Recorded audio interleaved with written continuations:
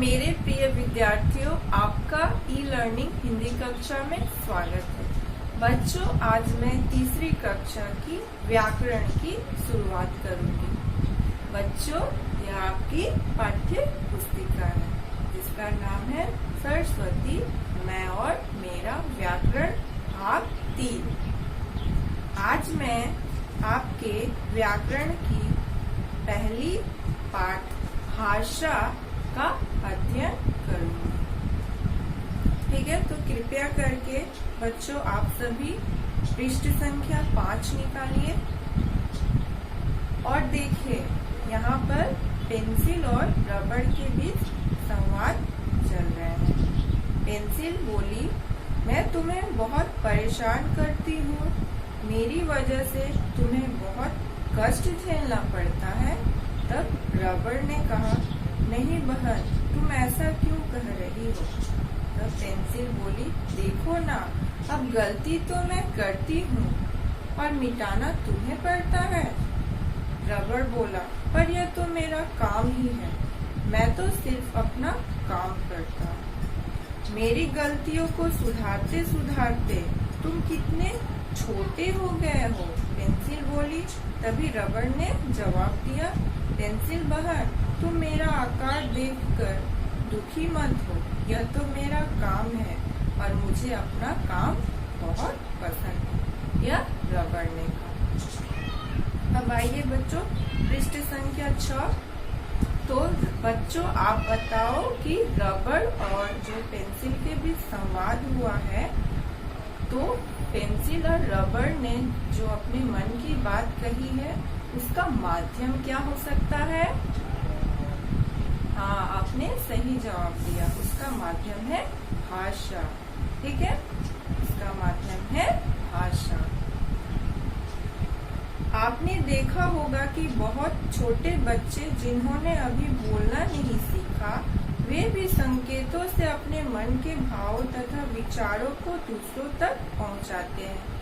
जब एक छोटा सा बालक जन्म लेता है तब वो बोल नहीं पाता, तब वो इशारों के माध्यम से अपने मन की बात को कहता है। ठीक है, पशु पक्षी भी तरह तरह की आवाजें निकालते हैं, इस तरह वे अपनी बात कहते हैं। और जो पशु और पक्षियां हैं वो भी अपने मन की बातें कहते हैं, लेकिन उनकी भाषा अलग होती है।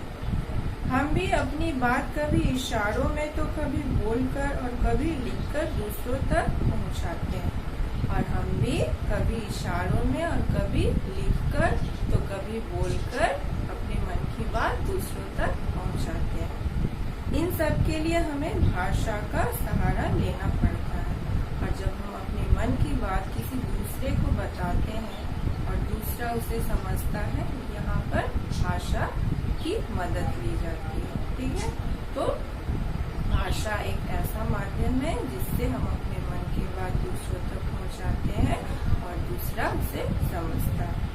ठीक है, देखिए बच्चों यहाँ पर भाषा की परिभाषा दी गई है। मन की बात दूसरों तक पहुंचाने और दूसरों की बात को समझने का साधन भाषा कहलाता है। ये आपकी परिभाषा है जो मैंने आपको समझा दिया है। मन की बात दूसरों तक पहुंचाने और दूसरों की बात को समझने का साधन भाषा कहलाता है। अब उसके बाद भाषा के रूप देखिए, यहाँ भाषा के रूप, भाषा के 2 रूप होते हैं। पहला है मौखिक और दूसरा है लिखित। भाषा के 2 रूप होते हैं, पहला मौखिक और दूसरा लिखित।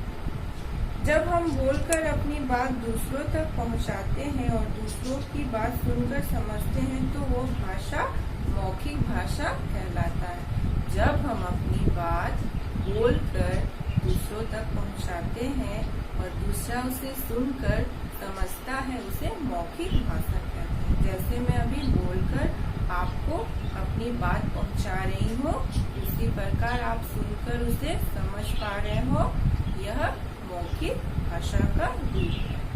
ठीक है, अब आइए पृष्ठ संख्या 7। जब हम पुस्तक, पत्र या भाषा के किसी भी दूसरे लिखित रूप द्वारा अपनी बातें दूसरों तक पहुंचाते हैं और दूसरों की बात पढ़कर समझते हैं तो वह भाषा का लिखित रूप कहलाता है। और भाषा का लिखित रूप क्या है? जब हम लिखकर अपने मन की बात दूसरों तक पहुंचाते हैं और दूसरा उसे पढ़कर समझता है, यह भाषा का लिखित रूप है। ठीक है।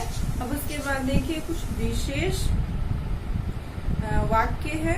जो भाषा पूरे देश में अधिकांश लोगों द्वारा बोली जाती है उसे राष्ट्रभाषा कहते हैं। हिंदी को भारत की राष्ट्रीय भाषा कहा जाता है। जिस देश में जितनी अधिक जिस भाषा को बोली जाती है वही भाषा वह भाषा राष्ट्रीय भाषा कहलाती है। और भारत की राष्ट्रीय भाषा हिंदी है क्योंकि हिंदी अधिकांश लोग बोलते हैं। ठीक है। और भारत की राजभाषा हिंदी है।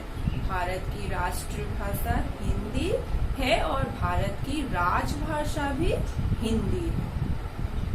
हर वर्ष 14 सितंबर को हम हिंदी दिवस मनाते हैं और हर वर्ष प्रत्येक वर्ष हम लोग 14 सितंबर को हिंदी दिवस मनाते हैं।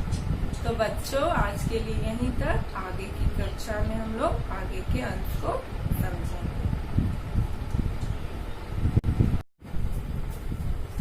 मेरे प्रिय विद्यार्थियों, आपका हिंदी ई लर्निंग कक्षा में स्वागत है और मैं आपकी हिंदी अध्यापिका आपके समक्ष फिर से उपस्थित हूँ। बच्चों आज मैं तीसरी कक्षा के व्याकरण की क्लास लूंगी। तीसरी कक्षा में मैं याद दिला दूं आपको कि मैंने भाषा की परिभाषा और भाषा के रूप का पाठ पढ़ाया था। आज हम लोग आगे बढ़ते हैं और अन्य भाषाएं और लिपि का पाठ पढ़ेंगे। तो आप लोग व्याकरण पुस्तिका की पृष्ठ संख्या 7 निकालिए और देखिए अन्य भाषाएं। संसार में बहुत सी भाषाएं बोली और पढ़ी जाती है। आपने अपनी कक्षा में बहुत से ऐसे बच्चे देखे होंगे जो अलग अलग राज्यों से आए होंगे।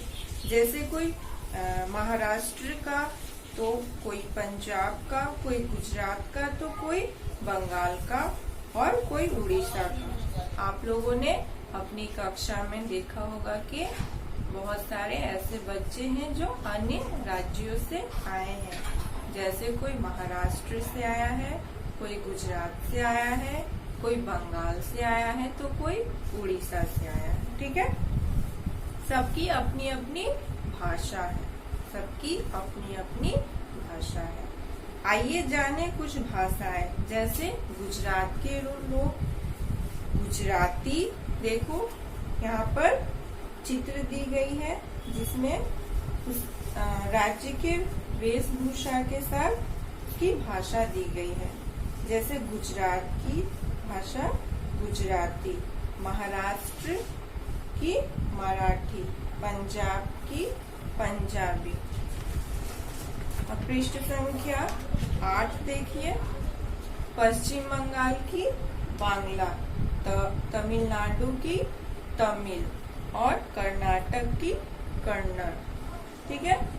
यह अलग अलग राज्यों की अलग अलग भाषाएं हैं। ठीक है। इसके बाद आइए लिपि क्या है। हर भाषा को अलग अलग तरीके से लिखा जाता है। लिखने का यह ढंग ही लिपि कहलाता है। अलग अलग भाषाओं की अलग अलग लिपियां होती हैं और जिन भाषाओं को हम लोग लिखित रूप दे देते हैं उसे ही लिपि कहा जाता है। ठीक है। कुछ प्रमुख भाषाओं एवं उनकी लिपियों के नाम इस प्रकार हैं। देखिए कुछ प्रमुख भाषाएं दी गई है और उसकी लिपि दी गई है। जैसे कि हिंदी, संस्कृत, गुजराती, मराठी, नेपाली। इसकी लिपि है देवनागरी। ठीक है। अंग्रेजी की लिपि है रोमन, उर्दू की फारसी, पंजाबी की गुरुमुखी, बांग्ला की बांग्ला। ठीक है।